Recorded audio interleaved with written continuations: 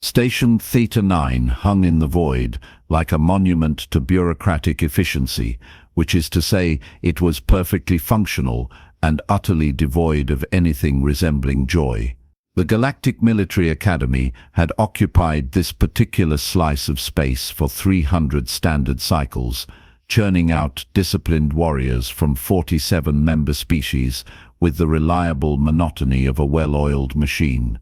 And much like a well-oiled machine, it ran on the principle that anything unnecessary should be eliminated in favor of pure, unadulterated practicality.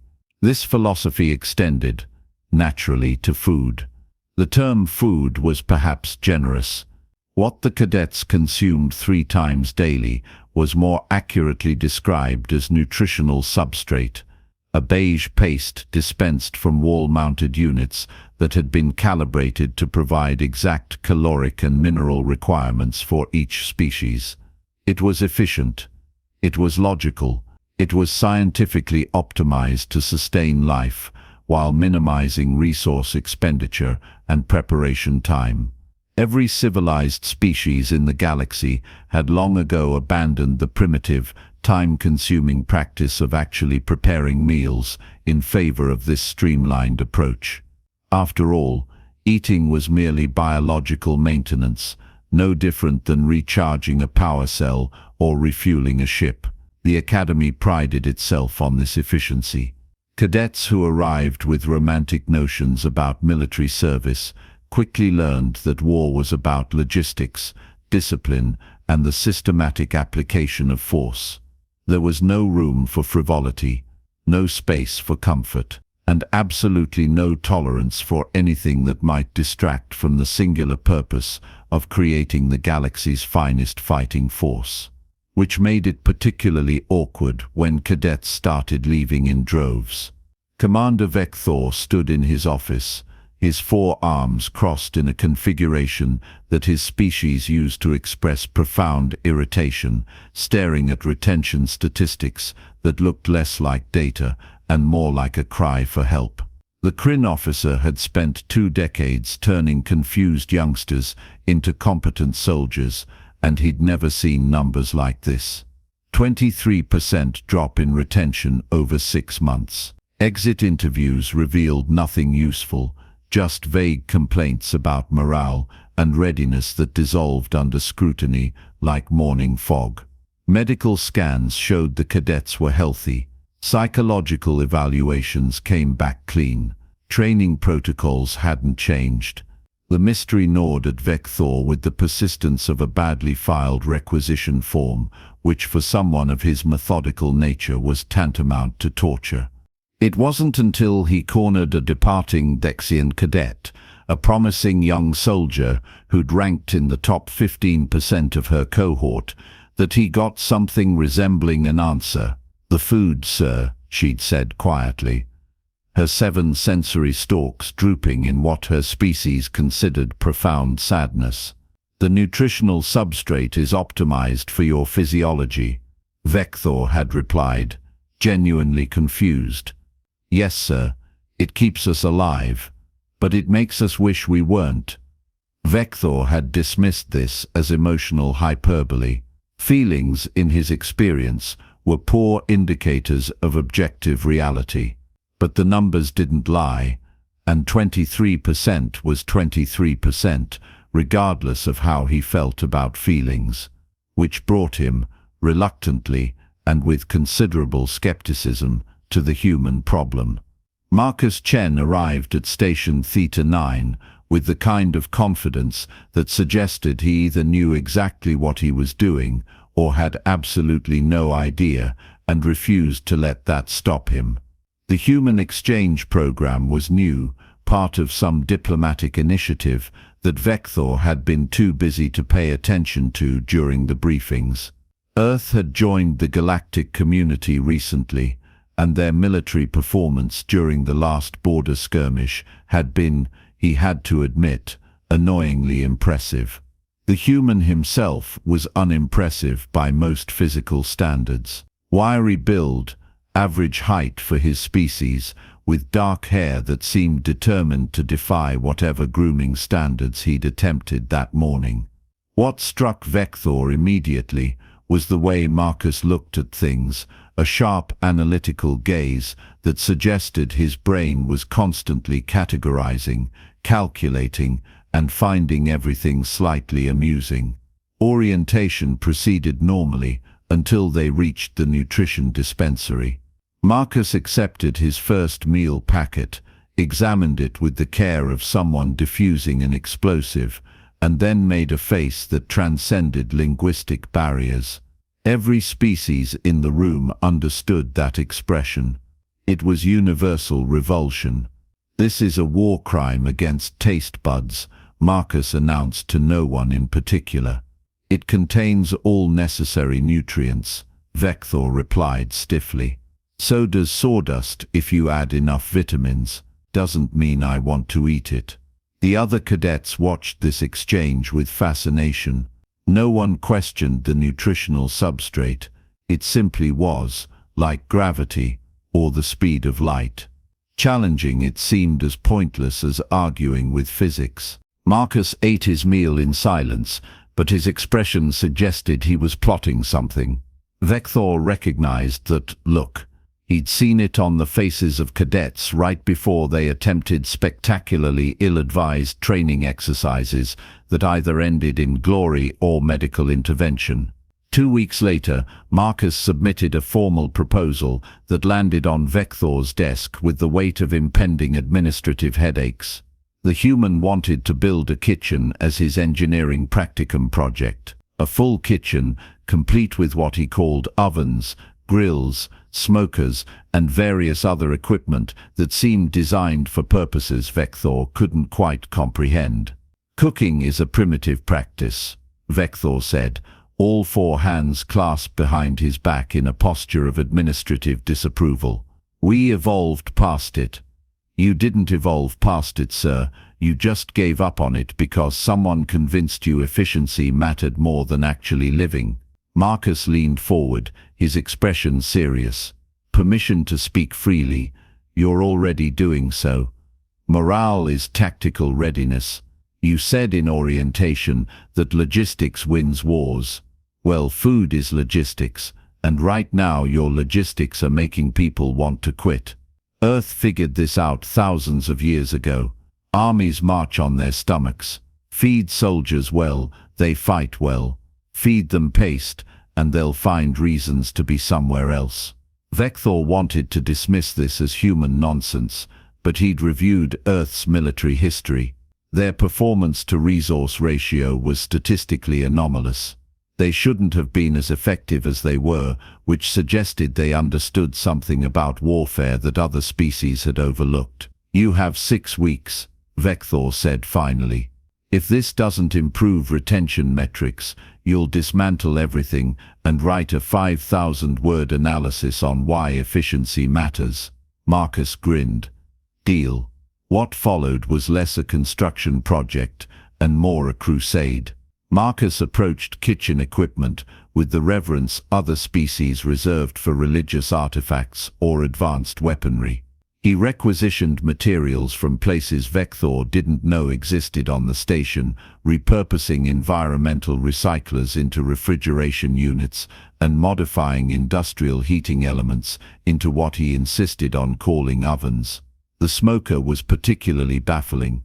It operated on principles the station's AI flagged as concerning combustion-based, which seemed primitive until Marcus explained the chemical processes involved in smoke penetration and flavor compound development with the technical precision of an engineering lecture.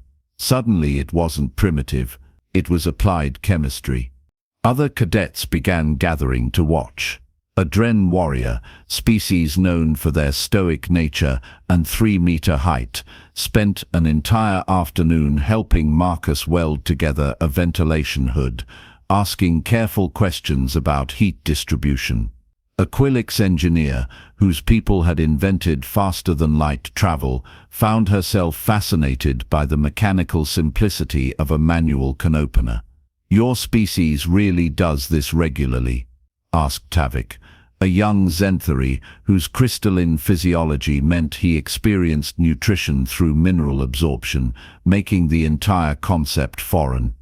3 times a day if we're lucky, Marcus replied, calibrating a temperature gauge, more if someone's celebrating something. Humans will find any excuse to cook. Birthdays, holidays, promotions, demotions, days that end in Y. But why? The nutritional substrate is faster. Marcus paused, considering his answer. Because eating isn't just about staying alive, it's about being alive. There's a difference. 6 weeks later, Marcus announced dinner service with the casual confidence of someone about to prove a point. The cadets arrived expecting disappointment, dressed up in human stubbornness. What they encountered instead was something their vocabularies struggled to categorize. Smell. Not the neutral odor of recycled air or the faint chemical tang of cleaning solutions. Actual aroma. The smoker had been running for 14 hours, and the brisket inside had developed a crust that Marcus called bark, with the kind of pride usually reserved for academic achievements. Vegetables roasted in actual ovens, seasoned with compounds that enhanced rather than merely sustained. Bread, made from scratch using a fermentation process that seemed more like controlled decay until you tasted the results. The dining area fell silent as cadets encountered food that demanded attention. A Thexian cadet, possessed of 7 distinct taste receptors, took one bite and froze. Her sensory stalks extended fully, quivering as her brain processed flavor compounds it had never experienced. She made a sound that her species usually reserved for moments of profound spiritual significance. The Dren warrior, 3 meters of muscle and tactical training, bit into the brisket and stopped moving. For 10 seconds, he simply stood there, processing. Then he sat down heavily and began eating with focus that suggested he'd found religion between 2 slices of smoked meat. "This is inappropriate," whispered a Quilix cadet, even as she reached for a second helping. "Food shouldn't make me feel things." "That's exactly what it should do," Marcus replied, watching the chaos unfold with satisfaction. Vector had intended to observe from a distance, maintaining professional detachment. But the smells reached his office, and curiosity dragged him to the dining area, despite his better judgment. Marcus handed him a plate without comment. The commander ate standing up, all 4 arms occupied with food he couldn't stop consuming, even as his brain insisted this was illogical. "These are acceptable," he said finally, which in Kryn communication was equivalent to a standing ovation. Word spread through the station with the speed of classified intelligence. Cadets who'd been counting days until transfer suddenly found reasons to stay. Kitchen duty, traditionally assigned as punishment, became a privilege people volunteered for. Marcus started running cooking classes during recreation periods, treating recipe execution like tactical operations. Timing mattered. Preparation was crucial. Adaptation to circumstances was essential. Everything that made a good soldier applied to making a good meal. Training performance improved. The medical bay reported a 30% decrease in stress-related visits.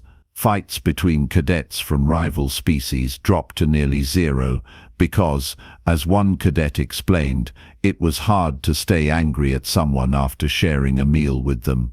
Vector watched the retention statistics climb and tried to reconcile his worldview with empirical evidence. The human had been right. Efficiency wasn't everything.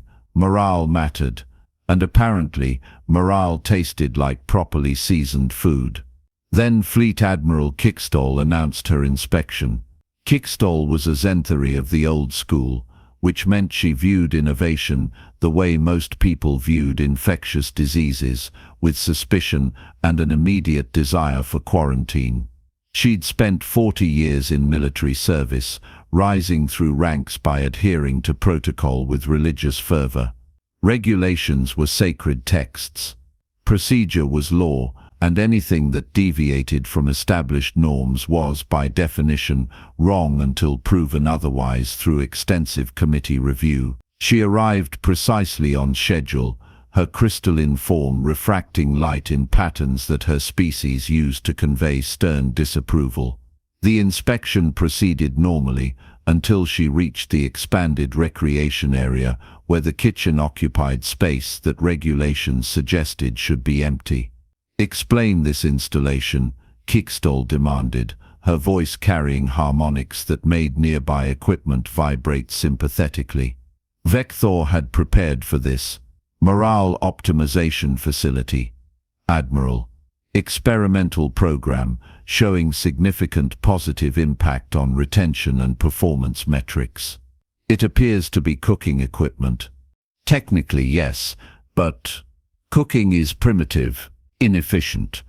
We evolved past such practices millennia ago.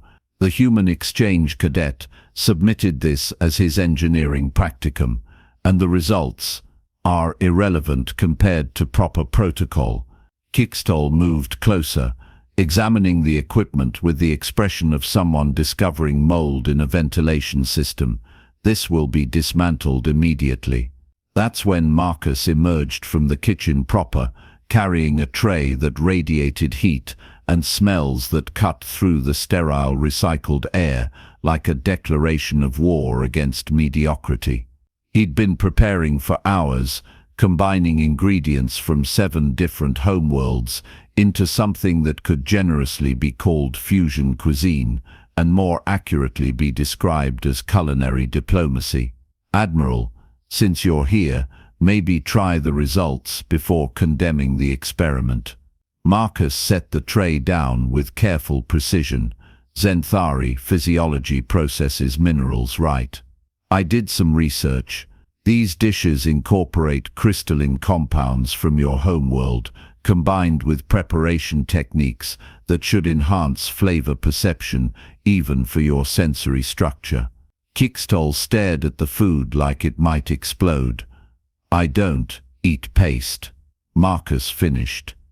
"Yeah, none of us wanted to either, but orders are orders, right? And I'm ordering you, respectfully, and with full awareness that you outrank me by several dozen pay grades, to try one bite before you shut this down."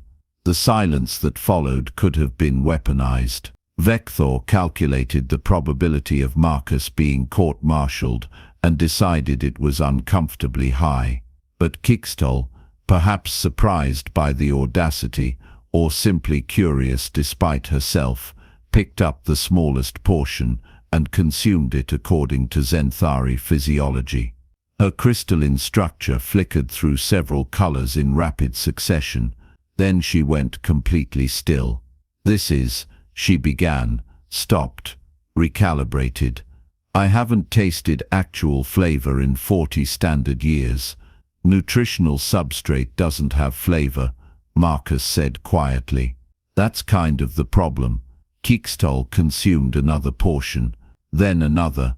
Her rigid posture softened incrementally with each bite, decades of military discipline cracking under the assault of properly prepared food. When she finally spoke again, her voice had lost its sharp harmonics. "How replicable is this program?" "Depends. You want to automate it, you'll lose most of the benefit. This works because it's craft, because someone cares enough to do it right. You can teach it, spread it, scale it up, but you can't just press a button and get the same results. Inefficient. Effective, though. Check the retention numbers, performance metrics, morale indicators. Then tell me efficiency matters more than results." Kickstall spent the next 2 hours interrogating Marcus about logistics, resource requirements, and training protocols. She ate 3 more servings during this process, which her species' physiology normally wouldn't require for a full cycle. When she finally departed, she left orders that surprised everyone. The kitchen was approved as a permanent morale optimization facility. Furthermore, Feasibility studies would be commissioned for similar installations across the fleet. Prototype, experimental, subject to ongoing review, but approved.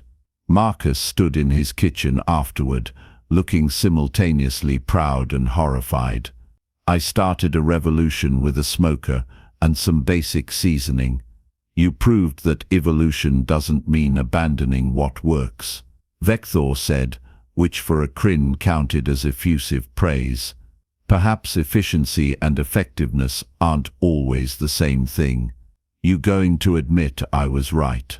I'll admit. The data supports your hypothesis. I'll take it. 3 months later, Station Theta-9 had the highest retention rate in the fleet and a 6-month waiting list for transfer requests. Other installations began requesting human culinary specialists. The Galactic Military Academy added nutrition preparation to its engineering curriculum. And somewhere in the administrative bowels of Fleet Command, a committee was earnestly debating whether cooking qualified as a tactical skill. The most advanced military force in the known galaxy, an organization that had mastered faster-than-light travel, plasma weaponry, and coordinated operations across thousands of light years, was being reformed not by superior technology or revolutionary strategy, but by the radical notion that soldiers fought better when their food didn't taste like regret.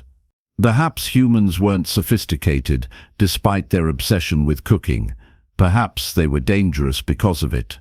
After all, any species that could turn basic sustenance into psychological warfare probably wasn't one to underestimate. They didn't just feed their armies, they fed them well. And that, as 47 species were slowly learning, made all the difference between surviving and actually living. Commander Vector sat in his office, reviewing statistics that finally made sense, eating a sandwich that Marcus had taught him to make himself. The bread was slightly uneven. The proportions weren't perfectly balanced. It was, by any objective measure, inefficient compared to nutritional substrate. It was also the best thing he'd eaten in 20 years. Outside, the smoker was running again. Someone had volunteered for overnight monitoring duty. The kitchen hummed with activity, even during off hours, and throughout Station Theta-9, cadets from dozens of worlds were discovering that sometimes the most important tactical advantage wasn't superior firepower or advanced technology. Sometimes it was just a decent meal, made with care, shared with people who mattered. Efficiency could be calculated. Effectiveness could be measured. But the revolution sparked by one stubborn human and his determination to feed people actual food, that couldn't be quantified on any spreadsheet. It could only be tasted, one bite at a time, until an entire galaxy learned what humanity had known all along. You can't build warriors on paste alone. You need flavor, you need care, you need someone willing to spend 14 hours smoking a brisket, because the end result is worth the wait. And if that made humans dangerous, well, the galaxy was just going to have to adjust its tactical assessments accordingly. Because the revolution wasn't coming, it was already here, and it smelled absolutely delicious.